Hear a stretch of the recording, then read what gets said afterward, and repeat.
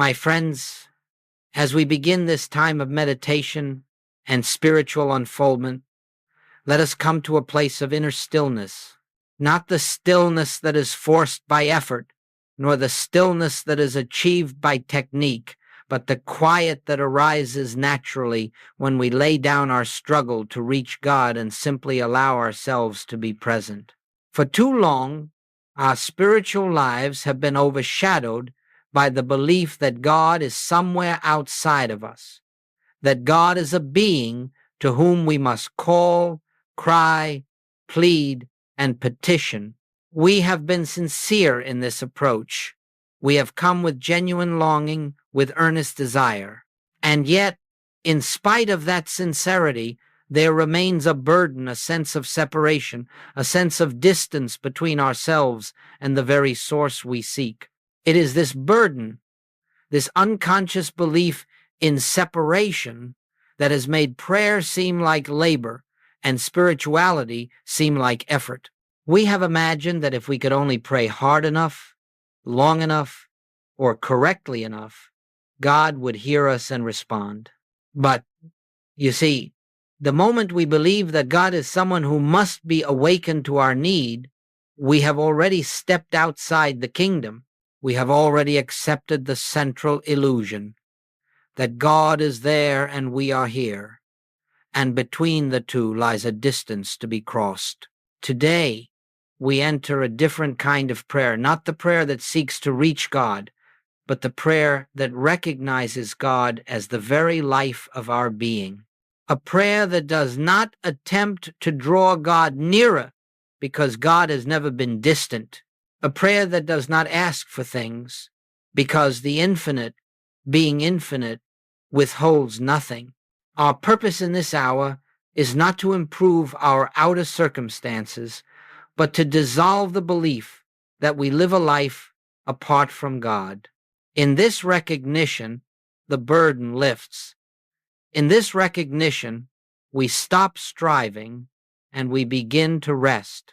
So let us move gently, without haste, into the understanding that spiritual living does not begin with reaching outward, but with awakening inward. Here, within ourselves, behind the thoughts, behind the fears, behind the human sense of identity, is the presence that has been our life from the beginning. To discover this is the beginning of true prayer and the end of the long attempt to make God give us the things we believe we lack. As we move deeper, let us look gently and honestly at why so much of what we call prayer seems to fall short of its promise. It is not that God withholds. It is not that God sometimes answers and sometimes refuses. The infinite cannot give in portions, for the infinite is whole, complete, and indivisible. The problem lies not in God's response, but in the premise from which we pray. When we pray for things, whether it be healing, supply, harmony, or peace, we are silently affirming that these things are absent. We are declaring, without realizing it, I stand outside the fullness of God, and I must persuade God to bring me into it. The very request affirms the very lack, and so the prayer begins not from truth, but from illusion. Consider this. If we ask God for health, we are admitting a belief in a life separate from the one life that is God. If we ask for supply, we are accepting in our consciousness the possibility of lack in the infinite. If we ask for protection, we are affirming that there is something from which God's presence is not already our refuge. You see, the request itself is the barrier. The prayer built upon separation cannot reveal oneness, and the prayer built upon lack cannot reveal completeness. This does not mean that our needs are unimportant or that our struggles are unnoticed.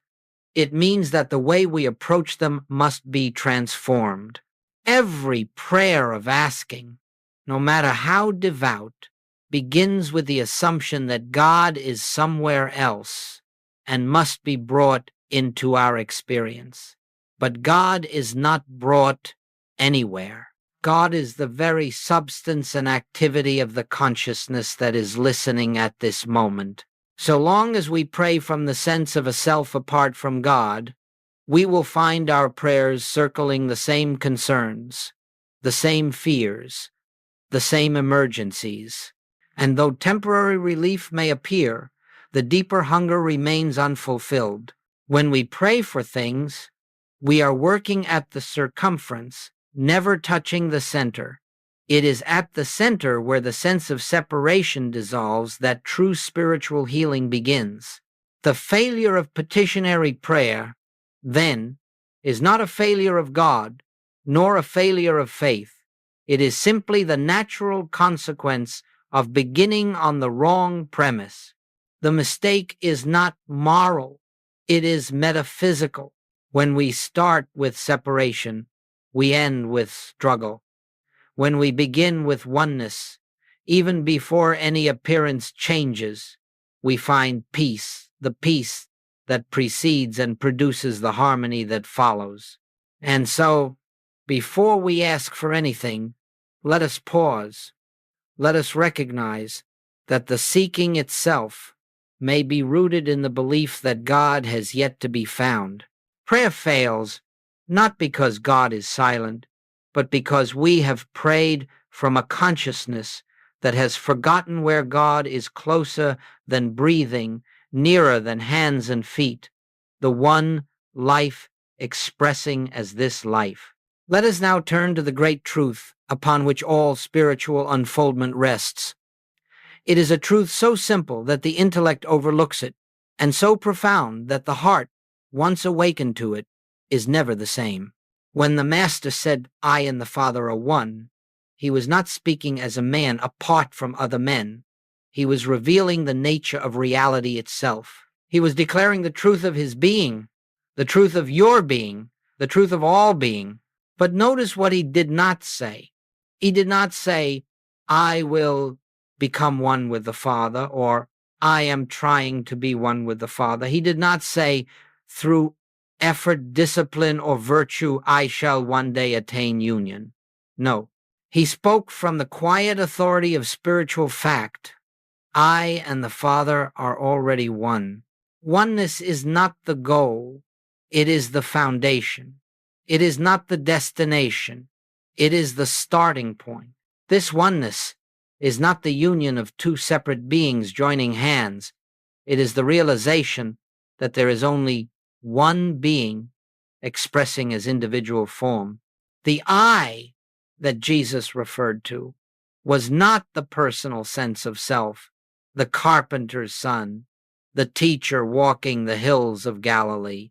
The I was the infinite consciousness that appeared as that individual identity, the same consciousness appearing as you and as me. Therefore, when we speak of oneness, we are not uplifting the human personality. We are recognizing the divine essence behind the personality. To grasp this truth is to understand why praying for things has no place in spiritual living. If you and the Father are one, what could you lack? What could you request? What could be added to the fullness of God expressed as you? Every desire to get, to achieve, to acquire is born of forgetting this oneness. And every moment of recognition dissolves that desire, for in the light of oneness, the soul sees that it has never been without anything. This realization cannot be forced. It does not come through intellectual repetition or metaphysical argument. It dawns softly, gently, like a sunrise breaking through the mist of centuries-old belief. And when it dawns, even faintly, you feel a shift, an easing of the burden, a dissolving of the fear, a quiet assurance that requires no evidence and seeks no validation. To accept I and the Father are one is to step out of the mental picture of yourself as a separate being striving to reach God. It is to rest in the truth that God is the very life living you. In this awareness, prayer becomes not a request, but a recognition. not an effort to change outer conditions, but a yielding to the truth that stands behind all conditions. As we continue, let this truth settle into your consciousness. There is no place where God ends and you begin. There is no life apart from the life that is God. There is only the one expressing itself as the many, and the many awakening to their oneness with the one. As we proceed, let us look more deeply into an area that has caused much confusion for earnest seekers: the desire to demonstrate supply, to demonstrate healing, to demonstrate harmony. Many approach the spiritual path with the hope that by learning the right principles or practicing the correct techniques, they may bring about the conditions they desire. But, my friends, the moment we attempt to use truth to accomplish some personal objective, we have stepped outside the realm of spiritual awareness and returned to the mental world of cause and effect. Joel Goldsmith often said, "Do not try to demonstrate supply, health, or harmony. Let the Father demonstrate itself as these things." This statement confounds the human mind because the mind wants a method, a guarantee, a process by which it can secure what it believes is missing. But spiritual living reveals that nothing is missing. It is only our recognition that has been absent. Supply is not something God gives. Supply is God expressing. Health is not a condition God restores. Health is the nature of the life that God is. Harmony is not the result of divine intervention. Harmony is the unchanging character of the presence that fills all space. When we attempt to demonstrate, we are subtly affirming the belief that God must act upon a situation that currently stands outside divine order. Yet how can anything be outside divine order? If God is infinite, where is the place where God is not? If God is all, what could exist that God has not already filled with its own nature? You see, the attempt to demonstrate arises from the belief in two powers: the power of God on one hand, and the power of disease, lack, or discord on the other. The moment we struggle to bring God's power into a situation, we have unknowingly accepted the reality of the opposing power. True spiritual realization begins when we release the desire to manipulate appearances, even spiritually. We do not use truth, we yield to truth. We do not command God, we consent to God's activity. We do not attempt to reshape the outer world. We recognize the invisible perfection already present and allow it to reveal itself. In this surrender, a great freedom dawns. The pressure to fix, to heal, to manifest dissolves. The weight of personal responsibility falls away. We stop attempting to direct life according to the wishes of the human self and start witnessing how the infinite expresses its own nature as our experience. This is why demonstrations fail.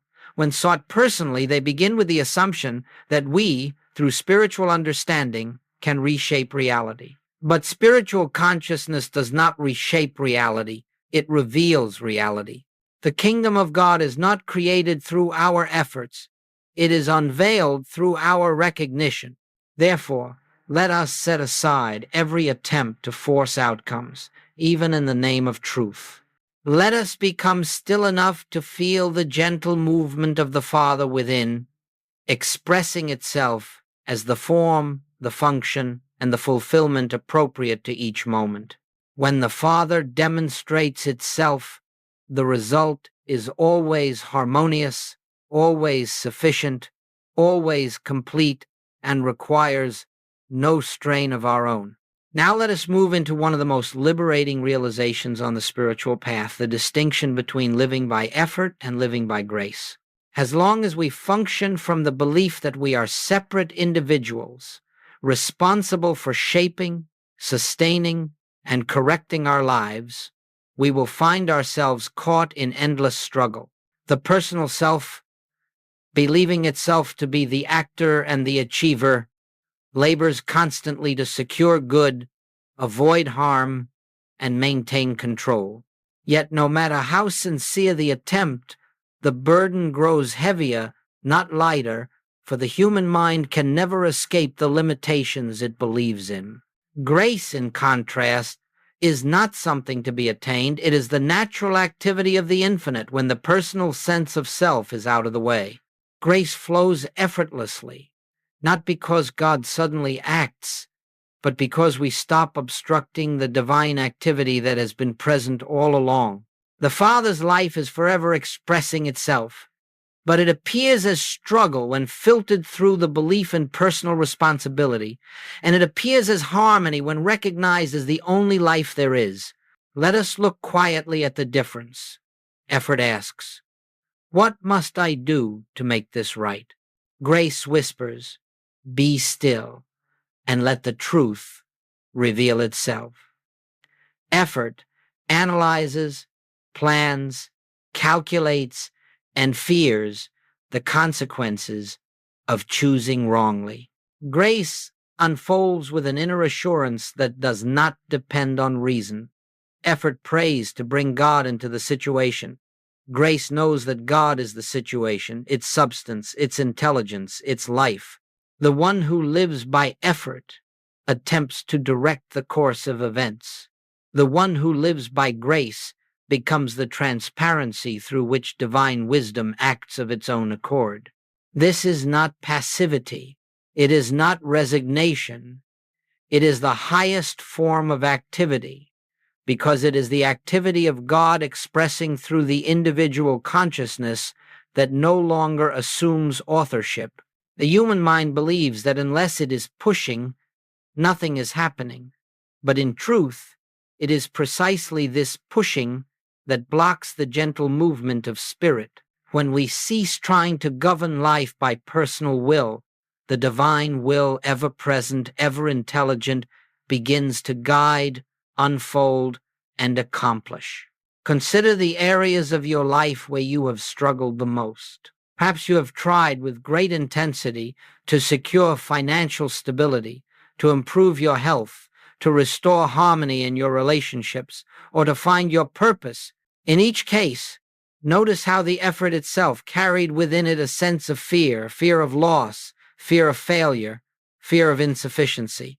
Such fear is not the nature of God. It is the echo of the belief that the self must accomplish something through its own strength. But listen quietly within. The infinite does not strain. The infinite does not worry. The infinite does not struggle to bring about its own expression. And because you and the Father are one, the life that is living you is the same effortless, harmonious, self-sustaining life. To live by grace is to trust this, life to trust that. It knows how to appear as supply, as health, as right action, as fulfillment. As you begin to relax your reliance on personal will, something shifts. There is a softening within. You feel a release, as though a great weight has been taken from your shoulders.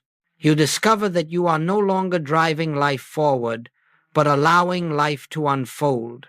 You begin to sense intuitively what to do next, not through fear or pressure, but through an inner prompting that feels natural and true.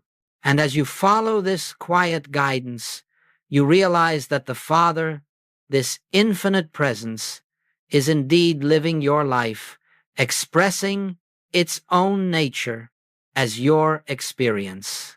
This is living by grace, and it is the way of all who truly know their oneness with God. Now we come to a point that lies at the very heart of spiritual healing and spiritual unfoldment. If we understand this clearly, many of the frustrations that have accompanied our attempts at prayer and practice will melt away. Every condition we face, whether it appears as sickness, lack, conflict, or fear, does not begin in the outer realm. It begins as a mental image, a concept held in consciousness about who we are and what our life is. The outer appearance is merely the shadow cast by this inner image. Goldsmith often said, that we are not healed of sickness, we are healed of the belief in sickness. We are not supplied with money. We are freed of the belief in lack. We are not rescued from discord. We are lifted out of the belief that we live in a universe of opposing forces. The change is never in the outer picture. It is always in the shift of consciousness that dissolves the picture's seeming reality. Let us look gently at this. When a person sees themselves as a frail, physical being, vulnerable to disease, subject to chance, the body begins to reflect that mental image.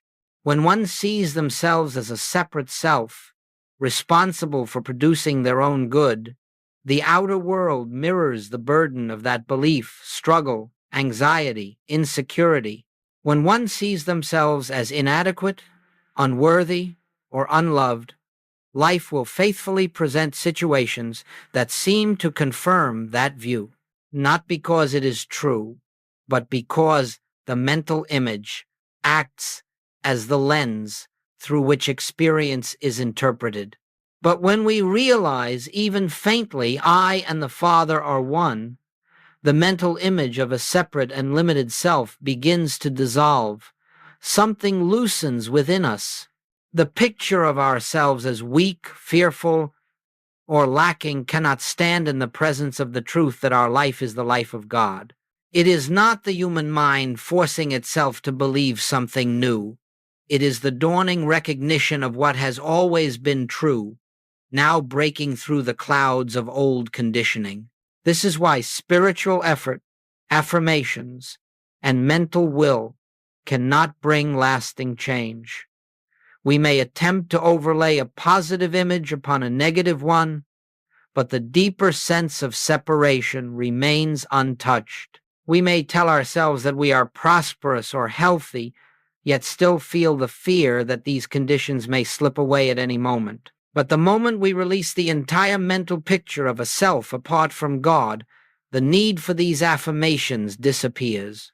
We do not try to improve the false image. We release it altogether in the light of oneness. Dissolving the mental image does not require force, it requires recognition. When a shadow is recognized as a shadow, the fear disappears, not because we fought the darkness, but because we saw through it. In the same way, when the appearance of sickness is seen as the shadow of a belief in separation, we no longer fear the appearance. When lack is recognized as the shadow of believing ourselves to be our own source, we rest in the awareness that God is the only source and is forever expressing. When conflict is seen as the shadow of living from a dualistic mindset, we rise into the consciousness where only one operates.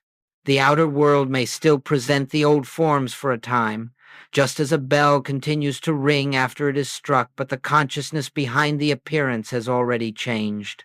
And as consciousness changes, the outer reflection inevitably shifts, not by our effort, but by the natural activity of truth. So let us not waste energy trying to repair the picture.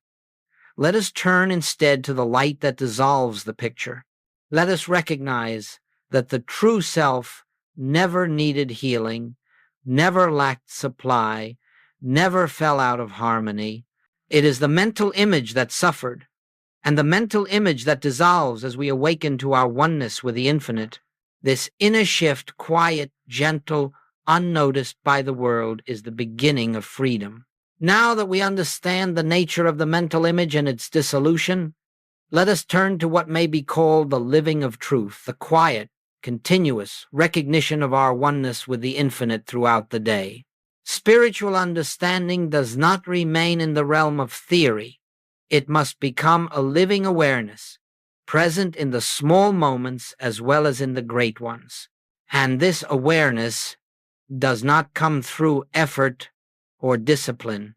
It unfolds naturally when we turn gently, again and again, to the truth of our being.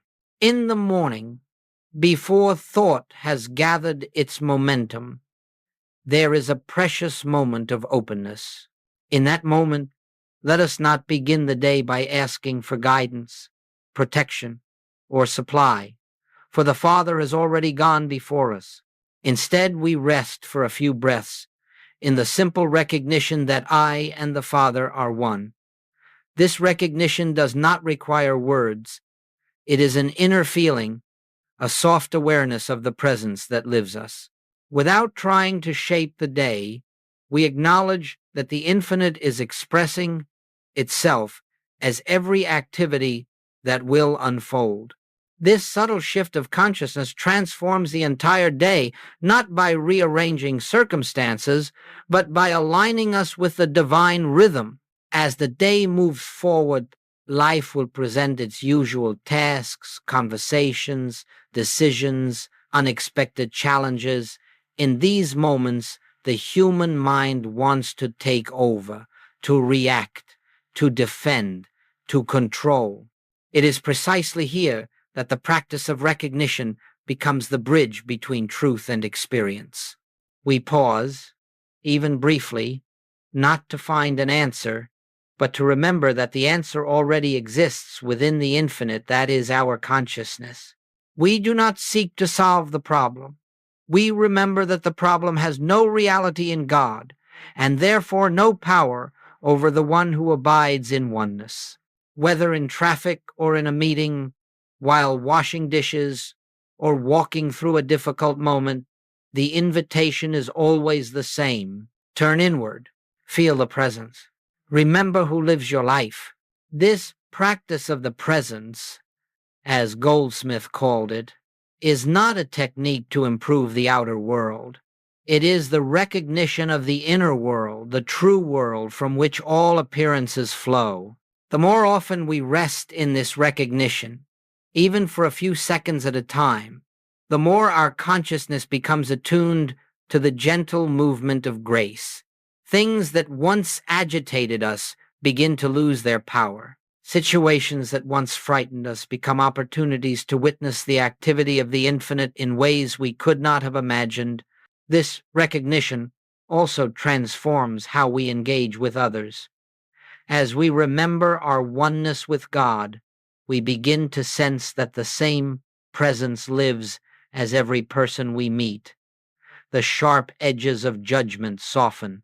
The impulse to take offense diminishes. We realize that we are not interacting with separate selves, but with expressions of the same divine life. This awareness brings harmony not through effort, but through the natural influence of spiritual vision throughout the day. Then we return not by force, not by ritual, but with gentle noticing to the truth of our being. There is no prescribed number of times to practice. There is no requirement to maintain unbroken concentration. The important thing is simply to turn again and again to the inner light that is always present. Each turning clears away a layer of the old mental image and allows the reality of our oneness to shine through. As this recognition becomes the quiet background of our daily living, we find that life begins to unfold with increasing ease and harmony, not because we have prayed for things, but because we have aligned ourselves with the source from which all good naturally flows. As we move further into this truth, we begin to sense that spiritual living is not something we do, but something we permit. Life, when rightly understood, is not the personal endeavor of an isolated self. It is the continuous outpouring of the infinite, expressing its own nature in infinite forms. The human sense of life imagines that it must direct, govern, and control its experience. But the spiritual sense of life recognizes that there is a divine rhythm, an inner movement already established, already complete, and that our role is simply to allow it to reveal itself. This unfoldment is gentle. It does not announce itself with fanfare or dramatic signs. It comes quietly, like the dawning of light at daybreak. At first, we may not notice that anything has changed. The outer conditions may appear the same, the responsibilities unchanged, the circumstances familiar, yet within there is a subtle shift. The desire to hurry diminishes, the need to force outcomes loosens. We begin to notice that decisions arise with greater simplicity, that answers come without strain, that the path forward seems to open of itself. This is not the result of personal achievement, it is the natural activity of grace. When we no longer insist on directing life from the standpoint of the personal mind, we make space for the infinite to act, and as the infinite acts, it expresses its own intelligence as our intuition, its own abundance as our supply, its own harmony as our relationships, its own peace as our emotional landscape. The human mind could not plan such outcomes, nor could it foresee the means by which they appear. But the infinite, functioning as our consciousness, knows how to take form in whatever ways needed. You may observe that opportunities arise without your seeking them. People come into your life who were never part of your plans. Solutions present themselves where previously there was confusion. All of this is the Father revealing itself as the form appropriate to the moment. Nothing forced, nothing strained, nothing achieved through effort, only the natural movement of spirit appearing in visible form. We often think of grace as something that comes to us, but in truth, grace is the activity of the one being moving through us. And when we stop resisting, when we relinquish the belief that we must manage every detail of life, that grace can flow unobstructed, in this flow, our actions become effortless, not because we are passive, but because they arise from an inner prompting that is wiser than thought, gentler than emotion, and surer than reason. There will be moments when appearances still try to assert themselves, moments of uncertainty, moments when the old mental images attempt to reestablish their influence. But as long as we remain anchored in the recognition that the infinite is living our life, we need not be disturbed. We do not fight the appearance, we look through it. We do not question whether the infinite is present. We rest in the knowing that it is the only presence there is. As this unfoldment continues, a remarkable assurance begins to take root, an assurance not based on circumstances, but on the inner realization that nothing can be added to or taken from the life that God is expressing. We begin to see that the form of good is secondary, the source of good is primary. And when we remain aligned with the source, the form naturally reflects the harmony of that alignment. This is the life lived by grace, a life in which the infinite expresses itself without interference, without obstruction, without the limitations imposed by the mental image of a separate self. When we allow this unfoldment, we discover that life has always been trying to express through us, only our resistance kept us from recognizing it. Now, in the quietness of oneness, we simply accept what has always been true. And now, as we bring this period of contemplation to a close, let us return once more to the simplicity with which we began. All that we have explored together can be expressed in a single truth. The life you are living is the life of God, and the degree to which you experience harmony is the degree to which you yield to that life. There is nothing to be added, nothing to be achieved, nothing to be demonstrated. There is only the quiet recognition that all good already exists within the oneness of your being. The spiritual journey does not lead us somewhere outer. It leads us inward to the center where the presence abides. Here, in this still place, we discover that the search was never necessary, the struggle never required. The Father has been living our life all along. Each breath, each step, Each moment has been the movement of the infinite expressing itself as us. Only the belief in a separate self obscured this truth. As we rest in this awareness, we begin to sense a profound relief. The burden of living, of managing, controlling, striving slips from our shoulders. We realize we never carried life. Life carried us. We never sustained ourselves. The infinite sustained us. And as this realization deepens, fear dissolves, because there is no longer a me who must protect itself, and no longer a world that can threaten what God is expressing. There is only the effortless activity of spirit appearing moment by moment in whatever form is needed. Let this recognition accompany you into the hours ahead, not as a discipline, not as a demand, but as a gentle remembrance. Where I am, God is, and where God is, nothing is lacking. You need not hold this truth tightly. You need only allow it to be. Let it rise to the surface of consciousness whenever it will. Let it guide without force, comfort without effort, and reveal without your attempting to make revelation occur. Simply yield quietly, naturally, without strain to the presence that has been your life from the beginning. And as you walk through the world, know that you do not walk alone. The infinite walks as you. The Father expresses through you. The kingdom unfolds in you. This awareness is prayer. This awareness is peace.